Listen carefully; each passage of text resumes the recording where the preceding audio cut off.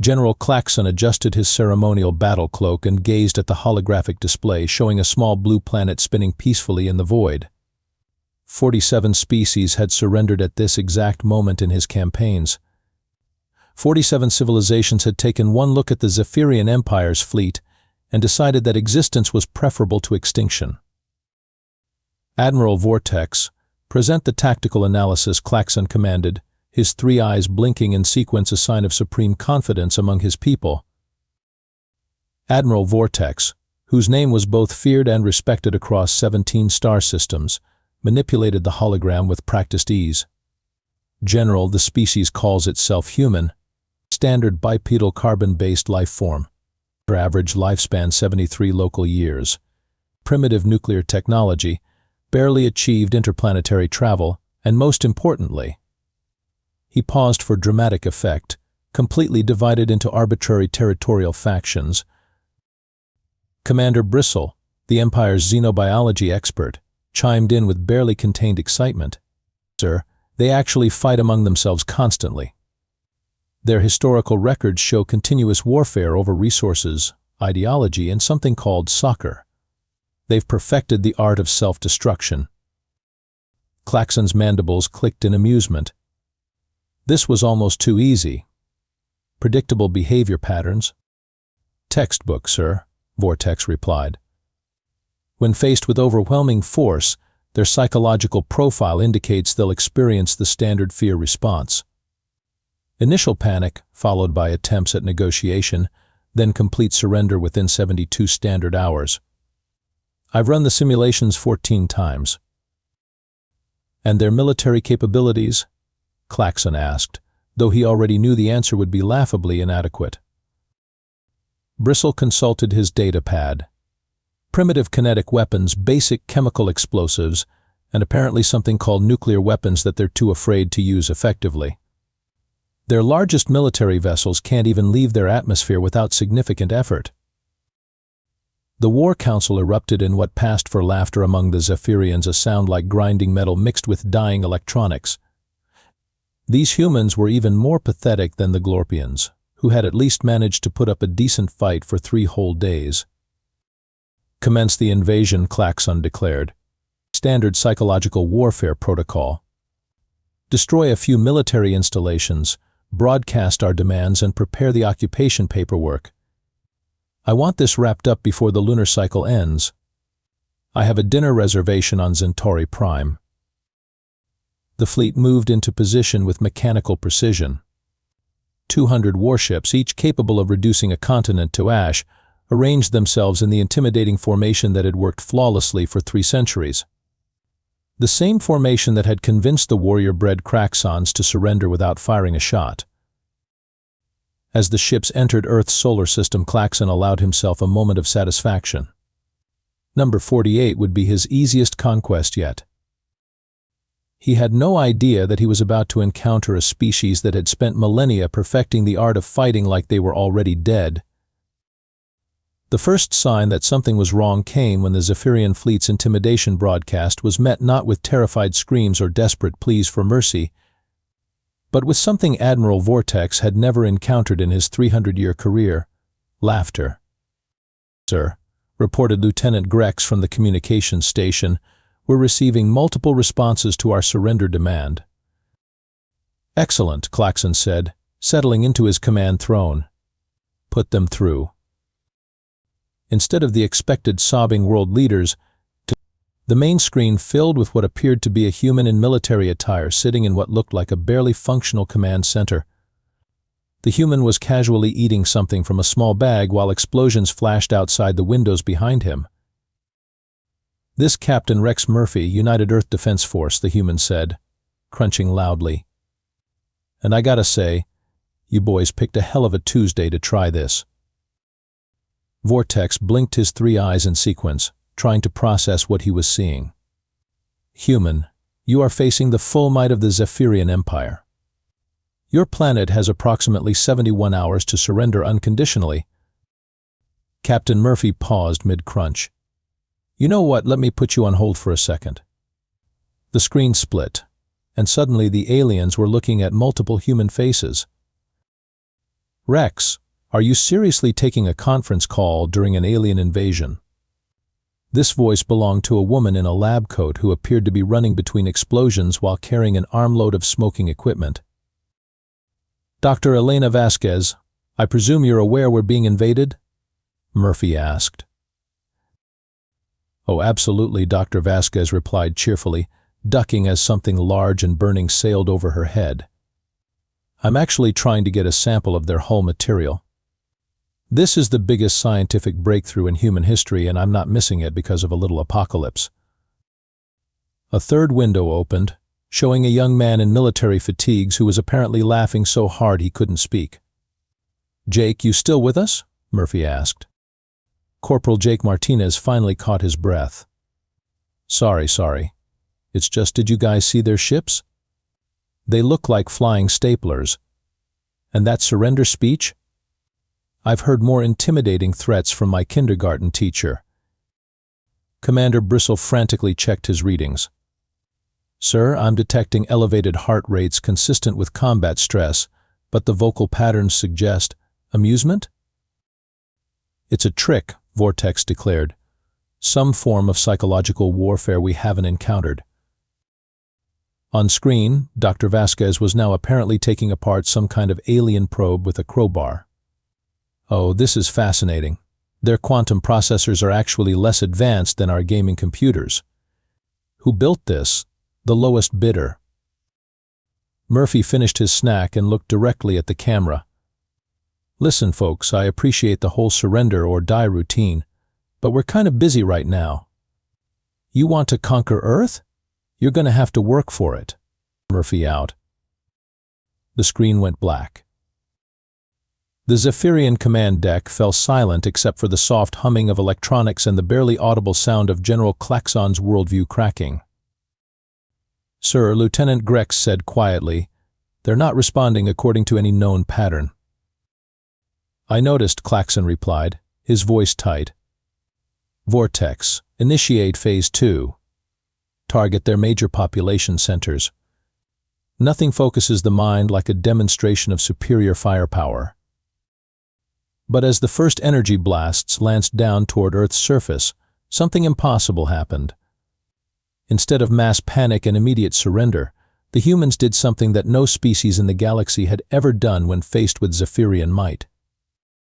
They started fighting back, and they were laughing while they did it. Damage report, Klaxon demanded as his flagship shuddered from what should have been impossible incoming fire from the planet's surface. Sir, we're taking hits from, I'm not sure how to classify these weapons, reported Vortex, his usual confidence evaporating. They appear to be modified agricultural equipment. On the tactical display, the impossible was happening. Earth's military forces weren't following any recognizable battle plan.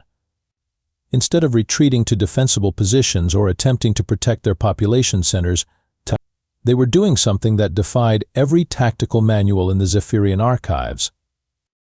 They were attacking. Get me a visual on Sector 7, Klaxon ordered. The screen flickered to life, showing Captain Murphy leading what could only be described as the most ridiculous cavalry charge in galactic history. Modified tractors, combine harvesters, and something that looked like a food truck were racing across an open field directly toward a Zephyrian ground position. The vehicles had been hastily armored with everything from street signs to refrigerator doors, and they were firing weapons that appeared to have been jury-rigged from farm equipment. Are those harvesting implements? Commander Bristle asked, his scientific mind struggling to process what he was seeing. Murphy, to all units, crackled over the intercepted human communications. Remember, aim for the joints. These things are built like fancy toasters with legs. A Zephyrian war mech, designed to strike terror into the hearts of enemy forces, suddenly found itself under attack by what appeared to be a weaponized ice cream truck. The truck's speakers were blaring something called the William Tell Overture, while launching what looked like frozen dairy products at high velocity. This is impossible, Vortex muttered. They should be cowering in terror. Meanwhile, Dr. Vasquez had apparently set up a field laboratory in the middle of an active war zone. Murphy, I've got good news and bad news, her voice came over the comm. Bad news is their personal shields are actually pretty effective. Good news is I figured out how to hack them. How? Murphy's voice was barely audible over the sound of gunfire and what sounded suspiciously like carnival music. Turns out their technology responds to electromagnetic interference in the 2.4 GHz range, same frequency as our microwaves. I've been cooking their electronics with modified kitchen appliances. Corporal Martinez's voice joined the conversation. Doc, that's beautiful. I just convinced an entire squad of their ground troops to retreat by playing death metal at them through a stolen speaker system. I think their species is allergic to bass drops. Klaxon watched in growing horror as his carefully planned invasion devolved into chaos. The humans weren't just fighting back, they were improvising. Every time his forces adapted to one tactic, the humans would switch to something completely different and equally impossible. Sir, Lieutenant Grex reported, the humans have established some kind of mobile command center. Show me. Me. The screen displayed what appeared to be a converted bus driving at high speed through a war zone. It was covered in armor plating that looked suspiciously like road signs, and there were weapons mounted on the roof that seemed to be firing everything from conventional ammunition to what looked like paint balloons. They're using their civilian vehicles as military assets, Bristle observed. This is completely outside standard military doctrine. That's because they don't have standard military doctrine, Vortex realized. They're making it up as they go along. On the ground, Murphy's voice crackled over the comm again. All units, the aliens are regrouping in Sector 5. Time for Plan B? What's Plan B? Someone asked. I have no idea. We'll figure it out when we get there. Klaxon felt something he hadn't experienced in 3 centuries of conquest, uncertainty. These humans were fighting like they had nothing to lose, and worse, they seemed to be enjoying it. Sir, Vortex said quietly, perhaps we should call for reinforcements. For the first time in his military career, General Klaxon nodded in agreement. Status report, Klaxon demanded, though he was beginning to dread what he might hear. Sir, Admiral Vortex replied, and there was something in his voice that might have been panic if Zephyrians were capable of such an emotion. We've lost contact with Assault Groups 3, 7, and 12. Lost contact? How do you lose contact with an entire assault group? Lieutenant Grex pulled up the communications logs. Sir, the last transmission from Group 7 was unusual. Their commander reported being surrounded by humans in colorful costumes who were performing some kind of ritualistic dance. Dancing? Yes, sir. The transmission ended with what sounded like music and someone shouting cha-cha real smooth. Commander Bristle was frantically scrolling through his xenobiology notes. Sir, I found no reference to ritual combat dancing in human military doctrine. That's because there isn't any, Klaxon muttered. What about the reinforcements I requested? They're refusing to approach the planet, sir, Vortex admitted. Admiral Quark reports that his scouts detected what they describe as aggressive positivity emanating from the surface. The main screen flickered to life, showing Dr. Vasquez in what appeared to be a captured Zephyrian facility. She was surrounded by alien technology and looking far too pleased with herself. This is incredible, she was saying to someone off-screen. Their computer systems are actually running on what appears to be a galactic version of Windows 95. I've managed to install a virus that replaces all their tactical displays with cat videos. Cat videos? Klaxon asked the universe in general. Apparently small domesticated predators, Bristle supplied helpfully. Humans seem to find them amusing. On another screen, Captain Murphy was leading what could only be described as an assault on the Zephyrian command post using modified food service vehicles. Murphy to all units, we're going in hot. Jake, you ready with the secret weapon? Corporal Martinez's voice crackled back. Oh, I'm ready. You sure about this plan? Absolutely not, but we're doing it anyway. Claxon watched in mounting horror as Martinez activated what appeared to be the planet's entire communication grid. Suddenly, every Zephyrian receiver was flooded with something called "Never Gonna Give You Up" by someone named Rick Astley. "What is this?" Vortex demanded. "According to our cultural database," Bristle said, consulting his notes, "it's called rickrolling. It appears to be a form of psychological warfare using popular music." "It's working," Lieutenant Grex reported. "Our ground forces are reporting confusion and disorientation. Some are requesting medical assistance." Claxon slumped in his command chair. "They're not fighting us. They're trolling us." "Sir?" "It's a human concept. They're treating this invasion like some kind of elaborate joke." On the screen, Dr. Vasquez had apparently succeeded in completely taking over the alien facility. "Murphy, I've got good news. I figured out how their shields work, and I've reprogrammed their food dispensers to only produce what their database calls nutritional paste flavor, disappointment." "Outstanding. How's the main assault going?" "Well, I've convinced their computer systems that every day is Christmas, so they keep playing holiday music. Their soldiers are very confused." Corporal Martinez's voice joined the conversation. "And I've started a cultural exchange program. Turns out half their ground troops just wanted to learn how to make pizza." Claxon stood up slowly. "Vortex, prepare to withdraw all forces." "Sir? We haven't even deployed our full strength yet." "Admiral, in 300 years of conquest, I have learned to recognize when a species possesses a tactical advantage we cannot overcome." "What advantage could these primitives possibly have?" Claxon looked at the screens showing humans cheerfully dismantling his invasion force while apparently having the time of their lives. "They're completely insane, and they don't care if they die." The moment General Claxon realized he was losing a war to what amounted to an entire species of suicidal comedians came when Captain Murphy somehow managed to board the Zephyrian flagship using nothing but a modified food truck and what appeared to be a grappling hook made from bungee cords. "Sir," Lieutenant Grex reported with the tone of someone whose reality had completely unraveled, "there's a human on Deck 7. He's asking for directions to the cafeteria." "The cafeteria?" "He says he wants to try alien food before he dies."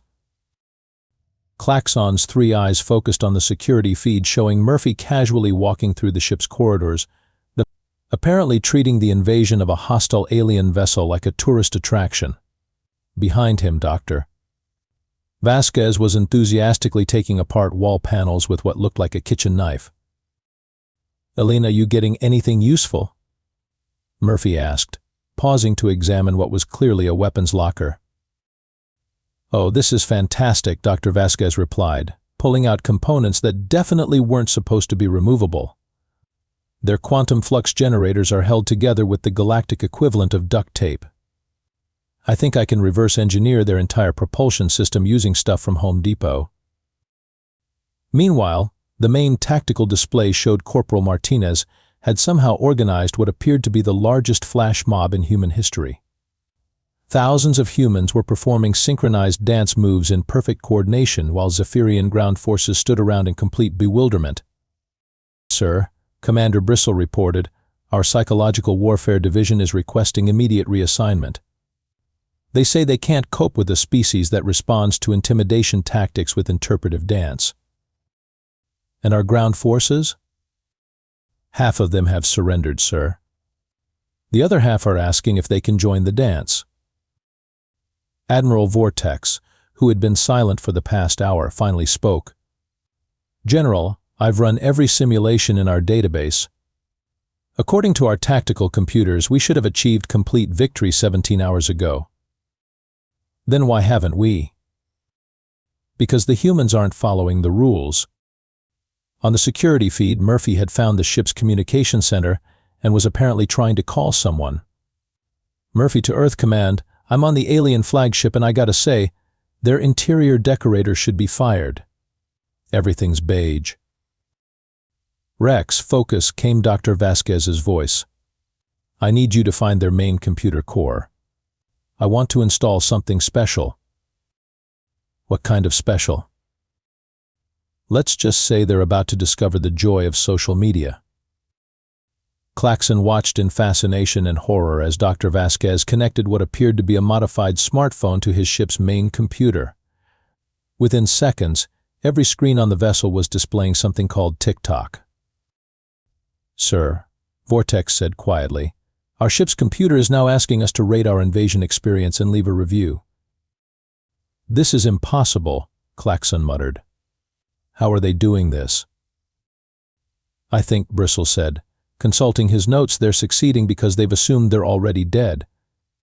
It's removed all fear from their tactical calculations. Explain. Every species we've conquered has fought to preserve their lives. Humans appear to be fighting because they find it entertaining.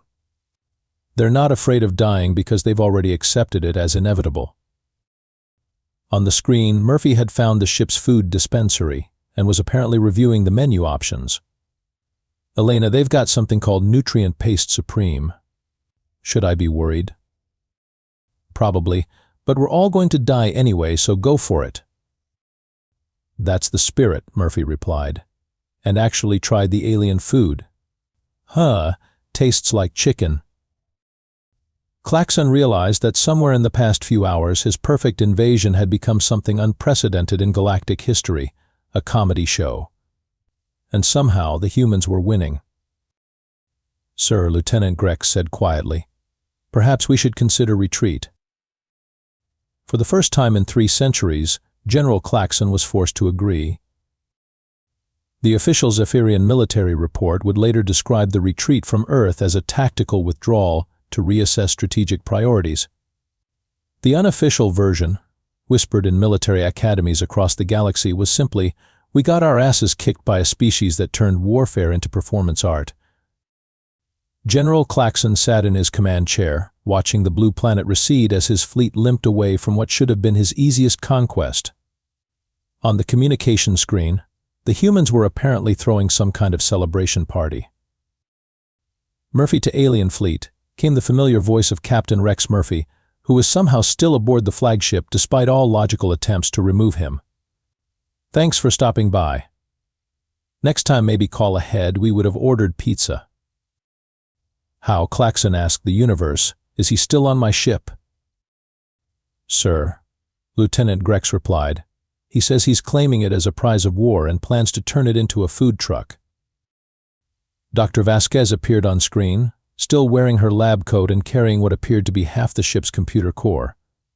Oh, and thanks for the tech samples. I should have your faster-than-light drive figured out by Thursday. We're thinking of using it for pizza delivery. Pizza delivery? Well, and maybe some light interstellar exploration. Depends on whether we can get the insurance companies to cover alien abduction. Corporal Martinez popped up in the background.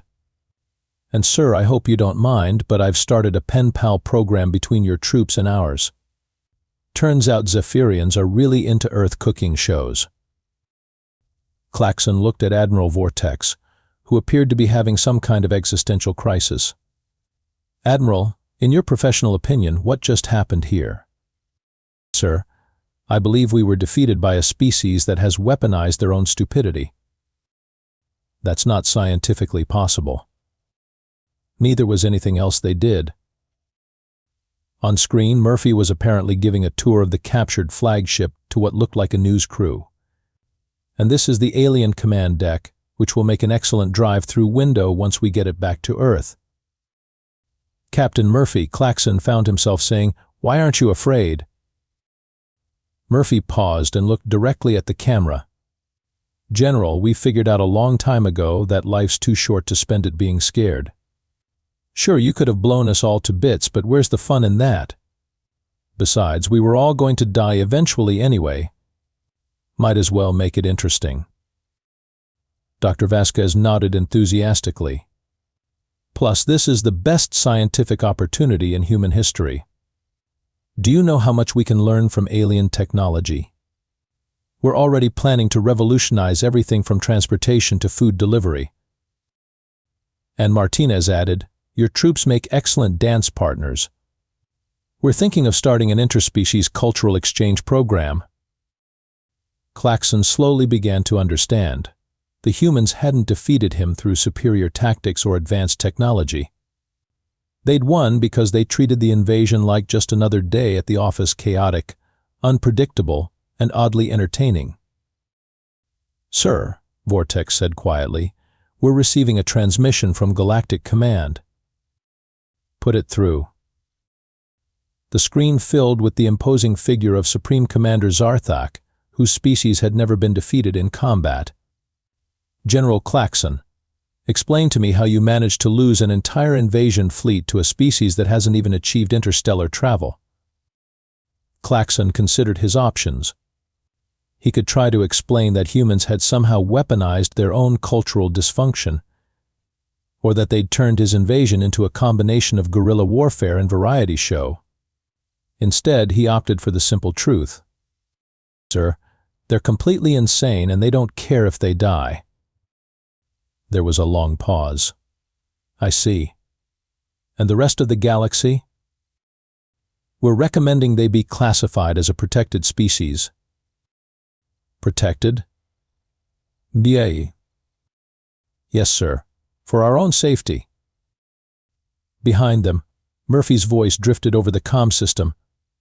"Oh, and tell your friends we're always open to visitors. Just maybe bring snacks next time. Earth food is way better than that nutrient-paced stuff." As the Zephyrian fleet limped home, word spread quickly through the galactic community.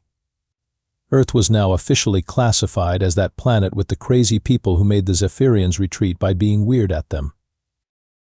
The next alien species to consider invading Earth took one look at the reports and decided to send a fruit basket instead. It was probably the wisest military decision in galactic history.